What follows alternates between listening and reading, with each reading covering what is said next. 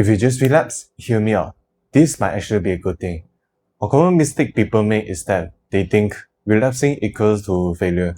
They obsess over the streaks, and when they break the streak, they feel guilty and they spiral down to binge watching porn again.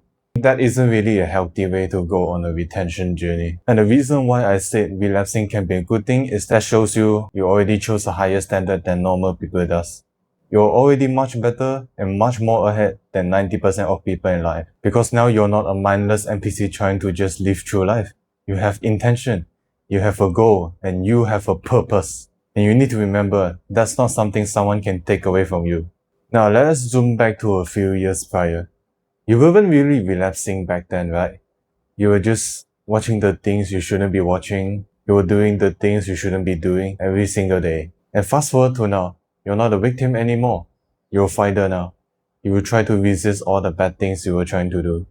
And I think that just goes to show how much you improved ever since you started improving yourself. Back then, you probably just felt numb every time you jog off. But now, you feel discomfort instead. Because you just did something you didn't really want to do.